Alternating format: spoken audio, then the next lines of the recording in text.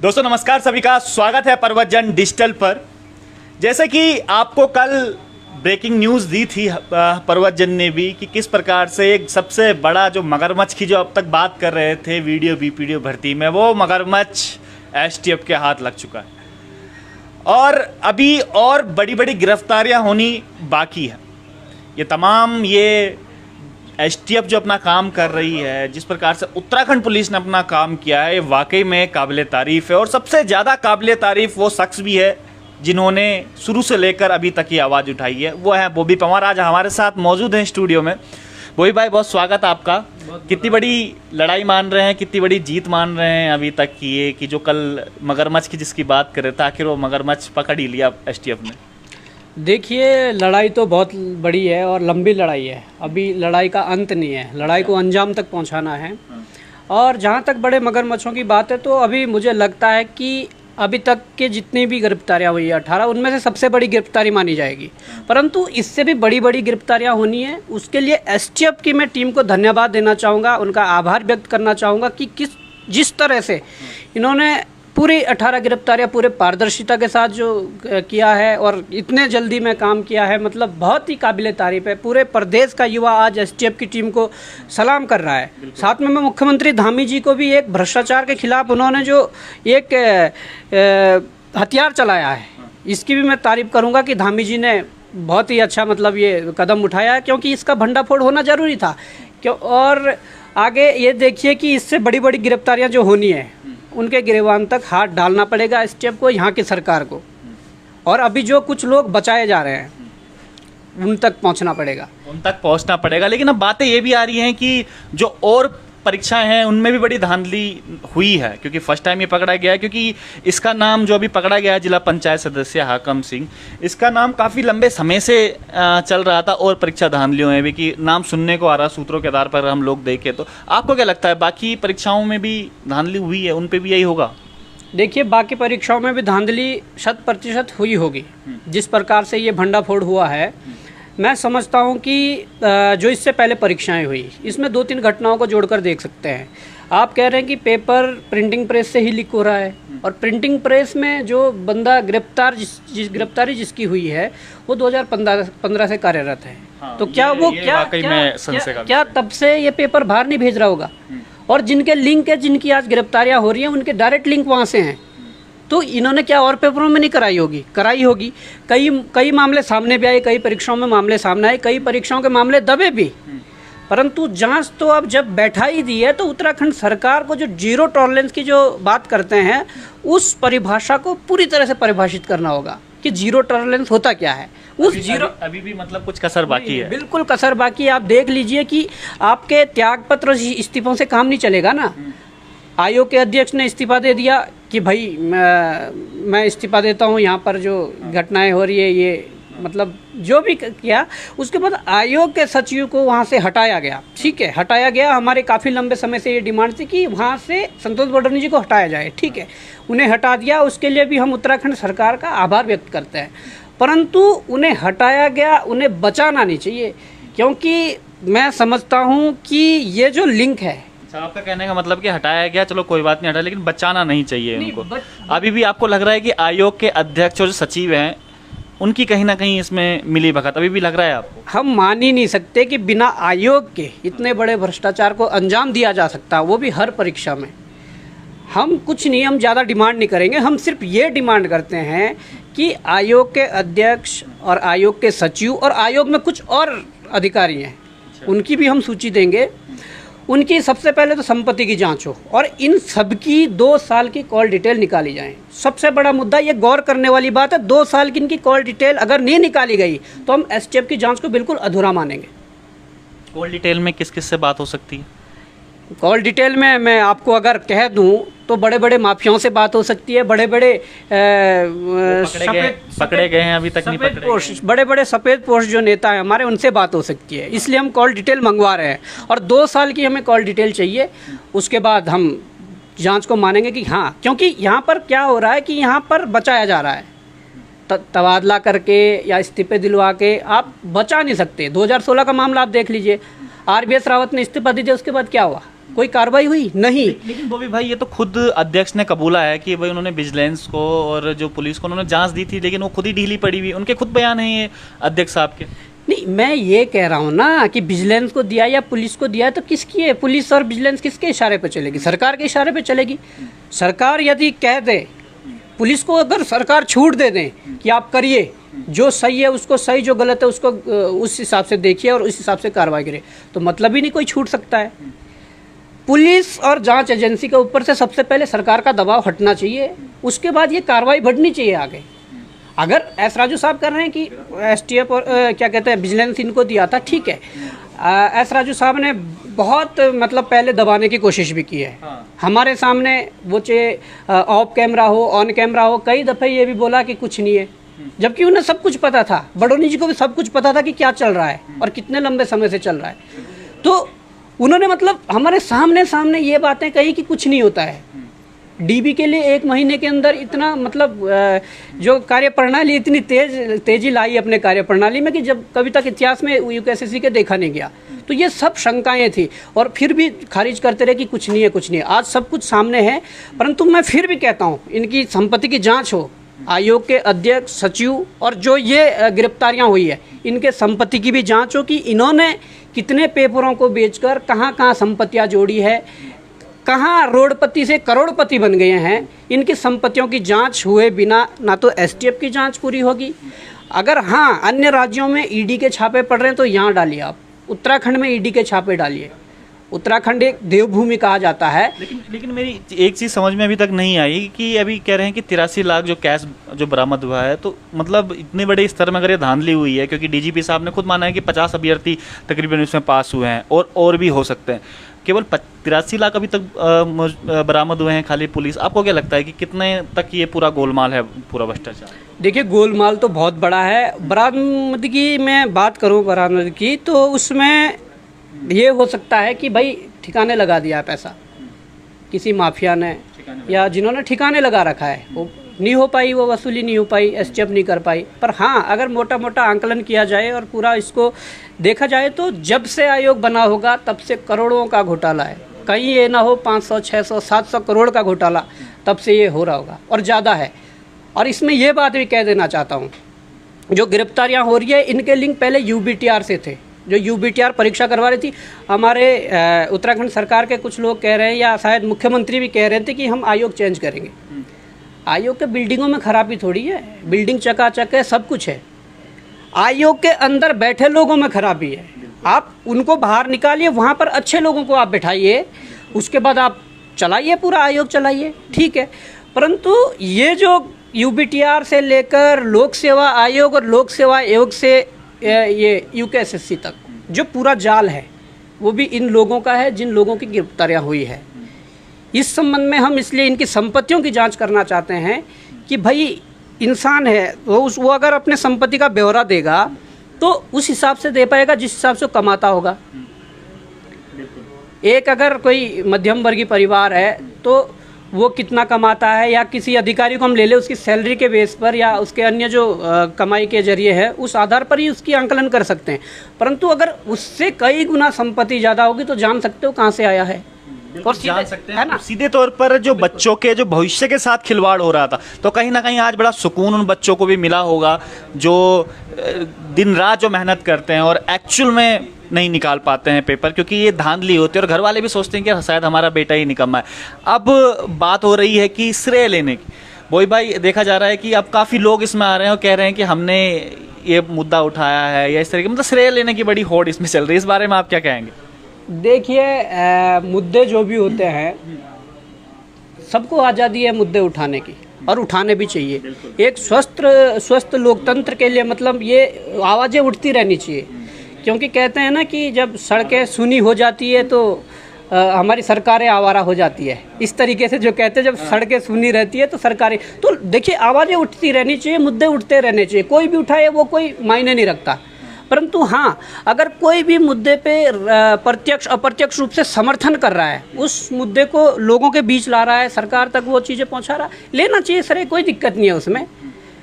लेना चाहिए सर, लेना चाहिए, कोई दिक्कत नहीं, पर कोई ऐसे भी श्रेय ना ले बिल्कुल कि मतलब जिसमें हाँ वो सब कुछ वाला नहीं, हम भी नहीं लेते। मैं कहता हूँ अगर उत्तराखंड का युवा बॉबी पवार के साथ खड़ा ना होता, उत्तराखंड का युवा बॉबी पवार के पीछे खड़ा ना होता, या आप जैसे निर्भीक पत्रकार अगर बॉबी पवार के साथ खड़े ना होते, तो हम कभी भी इस लड़ाई को नहीं जीत पाते। तो लेना चाहिए, हम तो कहते हैं कि लेना चाहिए जो लोग खड़े थे। युवाओं को बड़ा विश्वास भी बढ़ा है आप पे इन दिनों, क्योंकि कई युवा वो थे कि जो बोल रहे थे कि बॉबी पवार कौन होता है, अध्यक्ष कौन, हमारी लड़ाई क्यों वो लड़ रहा है, किसने इसको अध्यक्ष बनाया, हमने तो कभी वोट नहीं डाला। और आज भी वो लोग कहीं ना कहीं आपके साथ खड़े हैं और एक विश्वास आप पर बढ़ा है युवाओं का। नहीं देखिए, होता क्या है कि मैं सबको गलत नहीं मानता हूँ, कई लोगों को ये लग रहा था पहले कि ऐसा होता नहीं है, केवल ये बनी बनाई बातें हैं, ये गुमराह कर रहे हैं, इस प्रकार की चीज़ें थी। परंतु आज सबके सामने स्थिति स्पष्ट है कि क्या होता था, तो इसलिए लोगों का विश्वास बढ़ा कि हाँ यार ये बंदा जो बोलता था वो हुआ है और होता था और कई वर्षों से होता आ रहा था। इसलिए हालात ये थे उत्तराखंड के, तो आज इसलिए विश्वास बढ़ा है कि उनको प्रूव करके दिखा है कि क्या चीज़ है जी। लेकिन इस बीच वो बच्चे भी बड़े पिस गए हैं जो एग्ज़ाम में जिनके नंबर आए हैं, वो भी बड़े खफा हैं आपसे, कहना भाई हमारी क्या गलती है, आप हमारे लिए क्यों नहीं बोलते, कम से कम एक शब्द तो बोलिएगा, कम से कम भाई हमारी क्या गलती है इसमें, जो री एग्ज़ाम की जो बारे में बात कर रहे हैं बार बार, तो उनके भविष्य के साथ क्या होगा, वो बड़े कन्फ्यूज हैं इस बच्चे के लिए। देखिए कंफ्यूज होना भी ज़रूरी है, क्योंकि उनकी भी कोई गलती नहीं है, हमारी भी कोई गलती नहीं है। गलती तो ये है कि सरकारों ने समय से कार्रवाई नहीं करी। सरकार को बहुत पहले, कोई भी सरकारें रही हो, बहुत पहले कार्रवाई कर देनी चाहिए थी, क्योंकि उत्तराखंड बनने के बाद अगर ये जो गिरोह चला रहे थे, ये जो चैन जो बनी हुई थी, इसको तोड़ना ज़रूरी था। आज धामी सरकार ने यदि इसको तोड़ने का प्रयास किया है, अभी मैं प्रयास ही बोलूँगा, अभी इसको पूरी तरह से नहीं तोड़ा, धामी सरकार ने यदि प्रयास किया तो काबिले तारीफ है, उसकी हम सराहना करते हैं।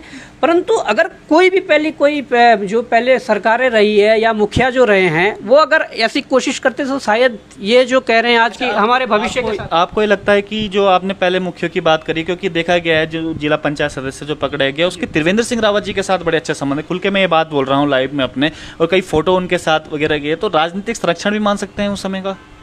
बिल्कुल मान सकते होंगे, क्योंकि इससे पहले फॉरेस्ट गार्ड का जो घोटाला हुआ था उसमें भी हमने खूब सरकार के खिलाफ आवाज़ें उठाई थी, सड़कों पर आए थे, सब कुछ, और घोटाला था, बहुत बड़ा घोटाला था। उसमें आप देख सकते हैं कि कैसे लोगों को बचाया गया, और खुद मुखिया जो थे त्रिवेंद्र रावत जी, उन्होंने फॉरेस्ट गार्ड का रिजल्ट उस दिन जारी किया जिस दिन 3 बजे अपने आप इस्तीफा दिया और 7 बजे रिजल्ट जारी किया। तो अपने आप में बहुत मतलब शंका होती है कि ऐसा क्यों, तो था, उनको एक्शन लेना चाहिए था। आज ये स्थिति पैदा नहीं होती। आज जो हमारे मेहनती बच्चे पिस रहे हैं इसके साथ, ये ना शायद पिसते। परंतु मेहनती बच्चों की मैं बात करूं तो देखिए, अब जो भी होगा, रिपोर्ट जो आएगी, रिपोर्ट में तो होता है कि भाई जब लीक का प्रकरण होता है तो लीक में एक ही सॉल्यूशन ये होता है कि कितने व्यापक स्तर पर लीक हुआ है, और जब तीनों पालियों का हो तो बहुत बड़ा व्यापक स्तर है। तो देखिए चांस तो रद्द के बन रहे हैं। उसके बाद मैं कह देना चाहता हूं कि एसटीएफ देहरादून बहुत अच्छा काम कर रही है। थोड़ा मुझे एसटीएफ जो कुमाऊं के साथ थोड़ा हमदर्दी है आपको कि जो, क्योंकि बड़े परेशान है वो। मैं हमदर्दी है ना, मैं किसको जानता हूं, मैं पर्सनली उन लोगों को नहीं जानता। मेरी क्या दुश्मनी ना मेरी क्या दुश्मनी है उनसे, मैं तो नहीं जानता ना। मेरी क्या दुश्मनी होगी कि मैं इनका ये रोकूं या वो। पर जब सही था, जो गलत था, हमने उसका चुनाव करना था। इस बीच जो हमें चुनाव करना चाहिए था, हमने करा। उसमें देखो कई लोग वंचित रह जाते हैं इस चीज़ से। अगर देश को आज़ादी मिली है तो उसमें भी कई बलिदान हुए हैं, तो ये बलिदान इनका भी यहाँ पर क्या पता बलिदान मांग रहा है। ये भर्ती बलिदान मांग रही है, आगे भर्तियाँ फेयर होने के लिए भर्ती बलिदान मांग रही है, है ना। आप बलिदान मानते हैं उनका? अगर मान लीजिए एग्जाम, देखो उनका बलिदान ही होगा एक तरह से। और मैं कह देना चाहता हूँ, ये श्योर रहे, ये मेहनती बच्चे जिसका अपने मेहनत से हुआ है। अगर इतने बड़े करप्शन ने इन लोगों ने सिलेक्शन पाया है, तो आज जो मेहनती बच्चे हैं जिन्होंने अपने मेहनत से किया है, वो हमारे टॉप 50, टॉप 100, टॉप 200 में ये बच्चे रहने हैं अगर री एग्जाम भी होता है। और की भी आप जांच की मांग करेंगे? क्योंकि जैसे कई अभी जब हम लाइव चल रहे हैं तो कई मैसेज आ रहे हैं कि वन दरोगा में भी वो हुआ था, घपला हुआ था, एलटी में भी घपला हुआ था। इनकी भी मांग उठाएंगे आप, अगर आपके पास सबूत वगैरह आते होंगे या कुछ सबूत इस प्रकार से आए हैं? देखिए मैं कहना चाहूँगा, एसटीएफ तो है, एसटीएफ के पास वन दरोगा चला गया है। ये जैसे बीपीडीओ में थोड़ा छटनी शुरू हो जाएगी, बीपीडीओ इससे पहले जो गिरफ्तारियां हुई है वो सबसे ज़्यादा किस पेपर से गिरफ्तारियां हुई है? हाई कोर्ट के लिए एक पेपर हुआ था ग्रुप सी के लिए, उसकी गिरफ्तारियां बहुत ज़्यादा हुई है इस वाले प्रकरण में, जिससे इसका लिंक जोड़ा जा रहा है। तो कहीं ना कहीं वो पेपर बाहर आया था और उसमें बहुत गलत तरीके से कई लोग चयनित हुए थे, उसकी भी जांच होगी। और भी चीज़ें हैं, जो सचिवालय रक्षक का हुआ था वो कबूला है लोगों ने जो अंदर गए हैं कि हाँ हमने करवाया था, उसकी भी जांच होगी। तो बहुत सी परीक्षाएं अब जांच के घेरे में हैं और होनी भी चाहिए। मतलब हम चाहते हैं यदि उत्तराखंड को भ्रष्टाचार, बॉबी पवार छोड़ेंगे नहीं किसी को भी? नहीं, देखिए छोड़ना नहीं है, क्योंकि इस लड़ाई को अंजाम तक पहुंचाना हमारा मतलब एक सपना भी था और हम उसके लिए लड़ भी रहे थे। हमने क्या क्या मतलब किस प्रकार का तप नहीं किया हमने, सड़कों से लेकर जेलों तक, जेलों से लेकर पूरे थानों तक, जो भी है मतलब हमने किया है इसके लिए। और आज खुशी इस बात की हो रही है कि वास्तव में जो हमने त्याग किया था, जो त्याग किया था, परिवार वालों ने गालियाँ दी, रिश्तेदारों ने गालियाँ दी, मतलब यार तुम ऐसे कैसे वो करते रहते हो, मतलब था नहीं ना उन्हें भी। पर उन्हें आज अगर रिजल्ट दिख रहा है तो रिश्तेदारों को और परिवार वालों को भी लग रहा है कि ठीक है, हमारे बच्चे ने जो किया है वो ठीक किया है। हमारे बच्चे ने, एक बच्चे ने पूरे युवाओं की लड़ाई लड़ी है और युवाओं को न्याय दिलाया, तो ठीक है, अब उन्हें समझ आने लगी है। नहीं तो लोगों को लगता था कि शायद ऐसी ये शुरुआत में मैं देख भी रहा था, कई लोग आपको उल्टा सीधा भी बोल रहे थे कि आप होते कौन हो हमारी लड़ाई लड़ने वाला, बॉबी पवार है कौन, क्यों, इसका क्या है, ये राजनीति में आना चाहता है इसलिए ये सब चीज़ें कर रहा है, या अपनी राजनीति चमकाने के लिए ये बच्चों का सहारा ले रहा है, ये सब चीज़ें बातें भी हुई थी उस समय। तो कितना दुख देती थी उस समय ये बातें कि यार जब ये सब बातें होती, क्योंकि दुख ना कहीं ना कहीं तो होता है जब इस प्रकार के क्रिटिसाइज हमें झेलने पड़ते हैं। नहीं, दुख तो होता है, पर मेरी एक आदत है कि मैं जल्दी नज़रअंदाज भी कर देता हूँ इन चीज़ों को।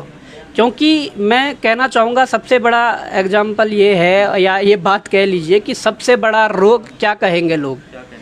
अगर हम इस चीज़ में रहे ना कि लोग क्या कहेंगे मेरे बारे में, मैं ऐसा कर रहा हूँ वो सो, तो आप कभी आगे नहीं बढ़ पाओगे। आपके जो पाँव में जो जंजीर बंधी है वो बंधी रह जाएगी। पर आप बेखौफ होकर आप आगे बढ़ते रहोगे, पर आपके अंदर ईमानदारी होनी चाहिए, आपकी सोच सकारात्मक तरफ जानी चाहिए कि हाँ आपका गोल जो है उसकी ओर ध्यान होना चाहिए। सिर्फ आपको बिल्कुल लोगों के उसमें नहीं आना है। वो कहते हैं ना कि सुने जन की और करे अपने मन की, वो चीज़ वो बहुत ज़रूरी है। कई लोग ये सोशल मीडिया पे ये भी बातें चल रही हैं कि बॉबी पवार को शायद कोई फंडिंग कर रहा है कोई राजनेता, द्वेष के चलते, इस तरीके की बातें भी सोशल मीडिया पे तमाम उठती रहती हैं। देखिए सोशल मीडिया पे तो बहुत कुछ चलता रहता है। मैं उन लोगों को भी कहना चाहूँगा कि हाँ, अगर किसी के पास ऐसे पुख्ता सबूत है तो आइए सामने मेरे साथ बैठ के चर्चा करें। अगर आपके पास सारे कुछ ऐसे वो है, एविडेंस है, तो आप मेरे खिलाफ कार्रवाई कर सकते हैं। आप थाने में एफआईआर करवाइए, आप और तरीके से आप मेरे पे कार्रवाई करवाइए ना। हम खुले उससे कह रहे हैं। मुझे 1-2 मैसेज भी आए थे, व्हाट्सएप पे मैसेज आए कि आपको फंडिंग हो रही है वो सो। मैंने उसे कहा भाई साहब आप पुख्ता सबूत लाइए और मेरे खिलाफ कार्रवाई करिए। उसने मुझे ब्लॉक कर दिया, उसने मुझे ब्लॉक कर दिया। नहीं, उसने मुझे ब्लॉक करा। फिर मैंने उसको ऑडियो कॉल करा, नॉर्मल कॉल, वॉइस कॉल। फिर उसने उठाया। मैंने कहा कहाँ से बोल रहे? कि मैं मोरी से बोल रहा हूँ। उन्होंने नाम बताया, मैं नाम नहीं बता रहा हूँ आप, कि मैं मोरी से बोल रहा हूँ कि आपने ऐसा तैसा। और आपको मैंने कहा जिस फंडिंग की बात कर रहा है ना, मैंने कहा या तो साक्ष्य आप पुख्ता दीजिए और नहीं तो कार्रवाई के लिए तैयार रहिए। मैंने कहा मैं अभी फ़ोन कर रहा हूँ एसओ पुरुल्ला और एसओ क्या कहते हैं मोरी को। फिर माफ़ी मांगने लगा ऐसे तैसे। मैंने कहा यार जो चीज़ें वास्तव में होती है वो चीज़ें ही बोला करो, क्योंकि अगर ये लड़ाई आज जीती है ना तो हमने कहीं ना कहीं जो हमारे साथ लोग थे, हमने कहीं ना कहीं सही चीज़ें सामने रखी है। अगर हम भी कुछ फर्जी तरीके से ये चीज़ें सामने रखते तो कहीं ना कहीं लड़ाई कमज़ोर पड़ती और फिर हमें पीछे लपेटे जाते और हमारे जो कदम है वो अपने आप ही रुक जाते। पावरफुल लोग हैं इनके, बहुत पावरफुल लोग हैं, छोटे मोटे बड़े बड़े अधिकारियों के साथ उठना बैठना, इवन जो मुख्यमंत्री तक के साथ उठना बैठना, फोटो इनकी आप देख लीजिए। लेकिन इस बीच एक बात और आई है कि जब मैं आज एसटीएफ ने जब इनको पकड़ा, हाकम सिंह को जब पकड़ा, तो उसका कहना यह है कि भाई राजनीति के चलते राजनीतिक द्वेष को निकाल रहा है, चल के सब चीज़ें हो रहा है। ये खुद उन्होंने मीडिया के सामने बात कबूली है। देखिए राजनीतिक द्वेष क्या है अब ये पता हमें भी नहीं है। जो गिरफ्तार जो हुए हैं वो कह रहे हैं कि राजनीतिक द्वेष की बात कर रहे हैं। देखो बेरोजगार संघ का तो कोई ऐसा राजनीतिक वो नहीं है। बेरोजगार संघ ने हरीश राव जी के टाइम भी लड़ाई लड़ी, आज बीजेपी सरकार है, त्रिवेंद्र राव जी के खिलाफ भी लड़ी, तीरथ राव जी के खिलाफ भी लड़ी, धामी जी के खिलाफ भी लड़ रहे हैं। जो सही है, गलत है। जो गलत करेगा उसका विरोध होगा, जो आज सही हो रहा है उसका समर्थन होगा। उसकी सराहना होगी। हमने कहा ना कि धामी जी ने अगर हथियार चलाया है भ्रष्टाचार के खिलाफ तो वो काबिल तारीफ है, हम सराहना भी कर रहे हैं। परंतु अब देख सकते हैं कि ये राजनीतिक का जो ये वो चल रहा है, ट्रेंड चलवा रहे हैं और इस तरीके से देखा जा रहा है कि राजनीति बेरोजगार संघ से तो नहीं जुड़ सकता है, क्योंकि बेरोजगार संघ को ना तो चुनाव लड़ना है इस प्लेटफॉर्म से। बेरोजगार संघ में हर तबके के लोग हैं, वो जो बेरोजगार है वो कांग्रेस पार्टी के भी होंगे, बेरोजगार है भाजपा के भी होंगे, यूकेडी के होंगे और आम आदमी पार्टी के होंगे, जितने राजनीतिक दल है भाई हर घर से बेरोजगार है, वो बेरोजगार संघ में होंगे। तो आप उनको उस नज़रिए से ना देखें कि ये राजनीतिक वो है, राजनीतिक द्वेष बिल्कुल नहीं। राजनीतिक द्वेष हो सकता है किसी औरों के साथ हो, हमें उससे क्या मतलब। बेरोजगार संघ ने जो लड़ाई लड़ी है और आगे भी लड़ेंगे तो उसमें कोई राजनीतिक वो देखना ही नहीं चाहिए। हम इसमें एक कमेंट और आ रहे हैं कि जो कनिक सहायक का पेपर है, इसी कंपनी के द्वारा ये पेपर बनाया गया था, जो ये पूरा ये जिसने पेपर लीक का मामला हुआ, ये कमेंट में लोग बोल रहे हैं। देखिए अभी इसकी जांच होनी है कि किस कंपनी ने कब बनाया है। अभी जब परीक्षा नियंत्रक जो थे डांगी जी, उनसे जब एसटीएफ ने पूछताछ की तो वहाँ से सीसीटीवी फुटेज गायब मिले, ये जी प्रिंटिंग के पैकिंग के, ठीक है। तो भाई जब ये फुटेज ही गायब है तो क्या रह जाता, फिर तो ये सोची समझी रणनीति के तहत हुआ है। अब इसमें सचिव इन्वॉल्व है, परीक्षा नियंत्रक इन्वॉल्व है, अध्यक्ष इन्वॉल्व है, कौन इन्वॉल्व है इसका भी पता लगाना मुश्किल है। ये पता तब लगेगा जब इसकी तह तक जांच होगी, और हमने कह दिया है इनकी सबकी कॉल डिटेलें निकालो 2 साल की, और जो भी एक्शन लेने और भी हमने नाम देने। अभी जो आयोग के अंदर कुछ और लोग हैं जो करवाते हैं, मतलब जिनका रहता है माफियाओं से, उनके भी हमने नाम देने हैं, एसटीएफ को देने हैं, जांच समिति को, जो और जांच समितियां हैं, इसमें तह तक ही जाना पड़ेगा, तब तक कुछ नहीं होने वाला। और इनके जब तक कमर नहीं तोड़ी गई, कमर टूटेगी, इनके संपत्तियों की जांच करो सबसे पहले। क्योंकि अब तक तो हम देखते थे कि फिल्मों में ये सब चीज़ें होता है, जैसा आपने अभी जो डायलॉग मारा कि ऊपर से नीचे तक सब बिके हुए हैं, ऐसे फिल्मों में हमें डायलॉग देखने को मिलते हैं, जिसमें अनिल कपूर एक दिन के मुख्यमंत्री बन रहे हैं, उन्होंने भी ये डायलॉग मारा। लेकिन वास्तव ज़िंदगी में अगर हम देखें तो ये वास्तव ज़िंदगी में भी होता है। अभी कुछ समय पहले आपने देखा भी होगा कि जो यूकेपीसीएस है उसमें भी एक ऑडियो वायरल हुआ, जो सदस्य है वो खुद बता रहा है इस बारे में कि हाँ मैं साक्षात्कार में आपको पास करवा दूँ।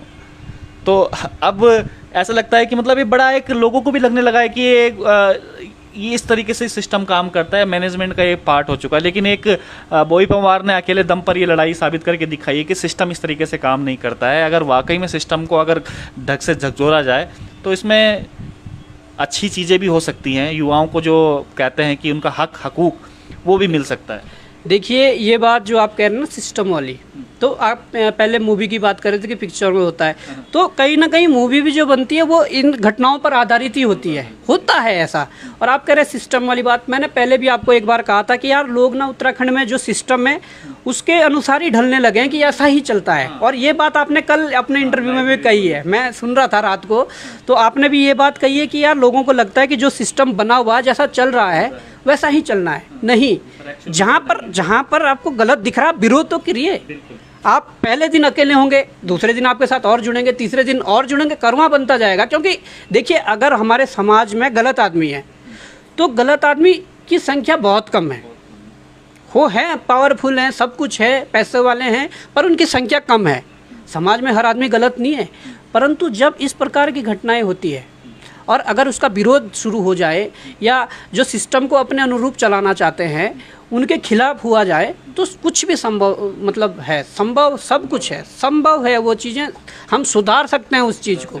अब इसमें क्योंकि उत्तराखंड बेरोजगार संघ का बहुत बड़ा हाथ रहा है इसमें, इसको कुछ मॉडिफाई कर रहे हैं, क्योंकि लोगों को कई ऐसे मैसेज भी आते हैं कि भाई इनसे जुड़ें किस प्रकार से, हम लोग किस प्रकार से एक हम बोई पवार जुड़ें, या जो मान लीजिए क्या इस संगठन से हम किस प्रकार से जुड़ें, कुछ मॉडिफाई करने का इसमें आपने सोचा है? देखिए बिल्कुल 13 जिलों में 13 जिला कार्यकारिणी बनानी है, 95 ब्लॉक है, 95 ब्लॉक में 95 ब्लॉक कार्यकारिणी बनानी है और एक प्रदेश कार्यकारिणी रहेगी। और उसके बाद जो इसमें बदलाव बने वो भी सुन लीजिए। अब सरकार ने शायद मुझे लगता है कि कॉलेजों से चुनाव वाला सिस्टम ख़त्म ही कर दिया है। अगर आप चुनाव वाला सिस्टम ख़त्म करेंगे तो आपके भविष्य के राजनेता कहाँ से पैदा होंगे? हम तो ये कहते हैं राजनीति में अच्छे पढ़े लिखे लोगों को जाना चाहिए, ये हम शुरू से इसके समर्थन में हैं। क्योंकि अगर पढ़ा लिखा जाएगा तो उसके जो विचार है, उसकी जो सोच है, उसके आधार पर देश और प्रदेश आगे बढ़ सकता है।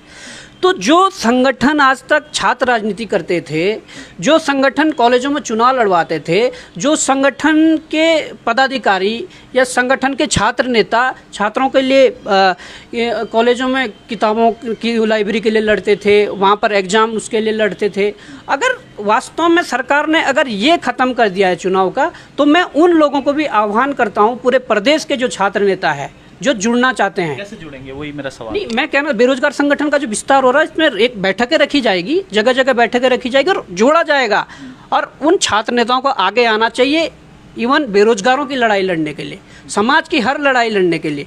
अगर उत्तराखंड में मैं बात करूं, अगर प्राइवेट सेक्टर की बात करूं, देखिए अभी तो हमने ये गवर्नमेंट सेक्टर जो था, जो सरकारी नौकरियों का है, इसमें हमने लड़ाई लड़ी है, परंतु ये हमारी सोच पहले से ही है, मैंने आपसे कई बार शेयर भी करा, पर हम सीमित संसाधनों से या इस तरीके से हम इसको आगे नहीं बढ़ा पाए।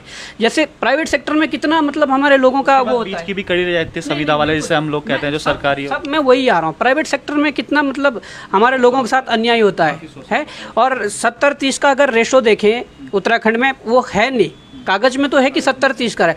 वो चीज़ें यहाँ बदलाव लाने के लिए, उसके लिए छात्र नेताओं को ही आगे आना पड़ेगा। अगर कोई सिडगुल में, अगर शेलाकुई में भी कोई फैक्ट्री है, आपके रुद्रपुर में भी कोई फैक्ट्री है, अगर वो नियमावली के भिन्न चले, अलग चले, अगर 70-30 का रेशो नहीं है, 70% उत्तराखंड का और बाहर का ये रेशो नहीं है, तो वहाँ पे जड़ के ताला जलेंगे सीधी। मतलब लड़ाई को व्यापक बनाना है, अपने लोगों को न्याय दिलाना है, लड़ाई को व्यापक बनाना है। हम कतई भी, हमने जब ये संगठन बनाया तो हमने प्रदेश स्तर का ही संगठन बनाया, परंतु वही है कि हमने इसको कभी राजनीतिक रूप नहीं दिया और ना हम आगे देंगे। बेरोजगार संगठन कभी राजनीतिक रूप नहीं लेगा, ये एक प्रेशर ग्रुप और प्रेशर ग्रुप के ही नाम पे ये काम करेगा भविष्य में, जब तक संगठन चलेगा। ये कोई राजनीतिक वो नहीं है। हाँ, नेता तैयार हो सकते हैं, होने भी चाहिए।